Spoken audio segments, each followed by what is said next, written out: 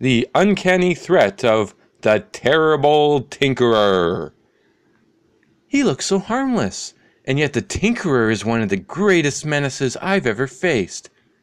Everybody loves a bargain, but sometimes it can be dangerous to accept a bargain which is too good to be true, especially if the bargain is being offered by someone like the Tinkerer who...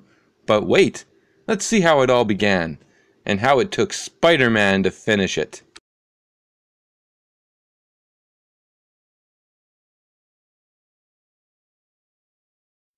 A story has to start somewhere, so let's begin ours at the science lab of Midtown High, where we find Peter Parker hard at work while... Gosh, I thought class would never end today. I couldn't bear looking at one more test tube or Bunsen burner. Quiet! You'll break Peter's heart. He can't bear to be parted from them. There's the boy I was telling you about, Doctor. He's Peter Parker, our top science student. Peter, Professor Cobwell has asked me to recommend a student who could help him with some research over the weekend, and I was wondering... Gosh, a chance to work with the most famous electronics expert in town? I'd be delighted, sir. Thank you, my boy. I have some urgent experiments to perform and will appreciate your assistance. Here is my address, son. On your way over tomorrow, please stop at the radio repair shop and pick up a small radio for me. I had some new tubes put in it. Sure, I'll be glad to, Dr. Cobwell. Minutes later, when the students are alone again. Well, so Teacher's Pet is going to help the nice little doctor with some experiments this weekend, eh? While us other dumbheads waste time having dates and living it up. Knock it off, Flash. You're darn right I'd jump at the chance to work with a brilliant man like Dr. Cobwell. As for you being a dumbhead, it's nothing to be ashamed of. You were just born that way. Then, before the angry Flash Thompson can think of a suitable retort, Peter Parker is gone, and the next day at home... I'd better take my Spider-Man outfit. Never know when I'll need it. Besides, I feel almost undressed without it. Here's the place where the doc wanted me to pick up his radio. The Tinkerer Repair Shop. Sure is an offbeat name. Wonder what kind of kooky character runs it. Inside the shop. I'm the Tinkerer. What can I do for you, my boy? I'm here to pick up a radio for Dr. Cobwell. Oh yes, Dr. Cobwell. Just a minute. I'll get it. Boy, I sure called it right. He looks like a character straight out of Grimm's fairy tales. Then, suddenly, strange, my spider sense picks up odd electric impulses. Must be coming from his testing equipment. I've got to stop getting so suspicious all the time.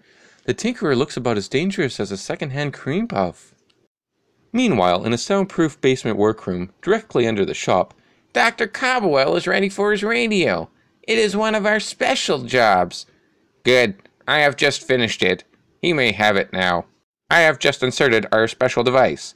He will never suspect that this is now much more than a simple radio. So far, none of our special customers suspects what we have done to their radios while we were supposed to be repairing them. Naturally, our plan must be completely secret until we are ready to strike. And then, after the long climb upstairs again, You mean you only charge a dime to fix radios? But, tut, my boy, I like to give bargains. They bring me in lots of customers. Finally, at Dr. Cobwell's lab, yes, I heard the Tinkerer's prices were ridiculously cheap. That's why I took my radio to him. But enough of that. Here's the experiment I want you to work on for me. I still don't get it. The Tinkerer must be losing money on every customer. And he didn't look like a nut to me. So what's his angle? Nobody gives away anything for nothing. This is batty. I've got to forget about the Tinkerer and concentrate on what I'm doing. But something about him keeps sticking in my craw. Wait! I know!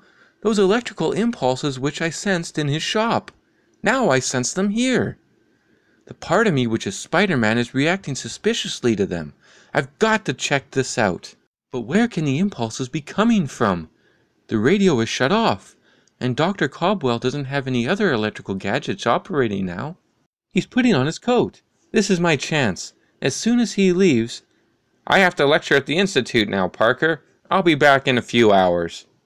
He's gone. Now to see what this is all about. Hey, no ordinary radio has gadgets like that inside of it.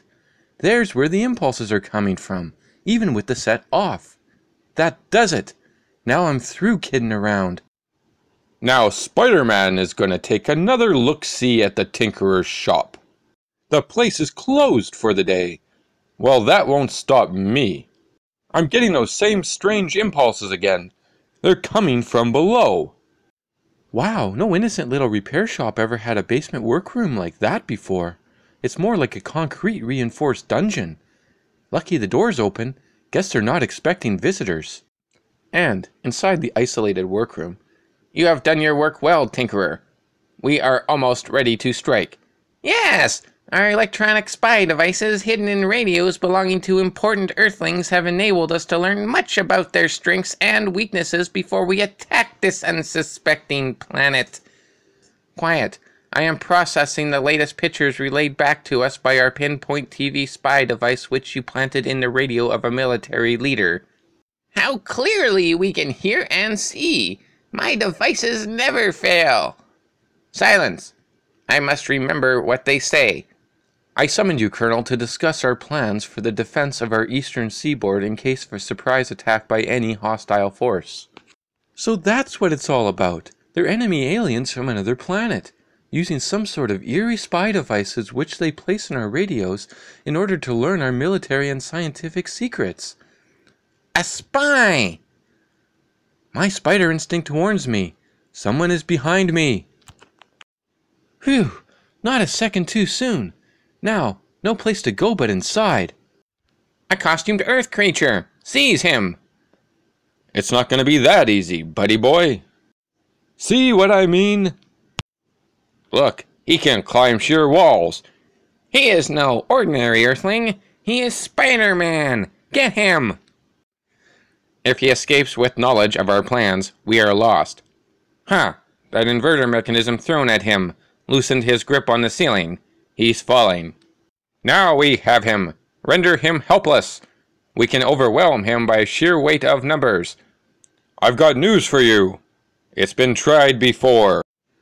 His strength is greater than we suspected. He shook us all off. A weapon. We need a weapon. We have a weapon. The Tinkerer is never unprepared. This will stop Spider-Man. Oh! It would have killed any normal human, but it merely stunned him. Quickly, we must put him into the specimen cage before he comes to. There! Nothing that lives can break out of that resisto-glass enclosure. Now our final problem is to find a suitable way to dispose of the meddler. He is the only mortal on Earth who even suspects our presence here. The only one who knows our master plan. There is no question about it. He must be destroyed. Release the air from the resisto-glass prison. Within minutes, Spider-Man will no longer be a menace to us. I've got to move fast. That control panel also opens and shuts this crazy little mousetrap. The air is being forced out through these tiny holes, but instead of killing me, these little openings are going to save me. It's a good thing my spider's web launcher is loaded and ready for action. Can't afford to miss. I've got to line it up perfectly with the hole in the proper control panel button. I've got the safety catch off, the nozzle on target, hand steady. Bullseye! It worked! The cage is open! I'm free! Look! It's impossible, but he's loose. Spider-Man is loose.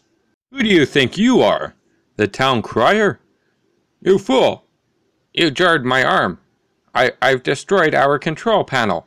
It would take months to rebuild that control panel. We haven't the time. Quick, let us flee while we can. Spider-Man is too powerful. Wait! Don't leave me! Don't abandon me! Hold on there, laughing boy. You're not going anywhere.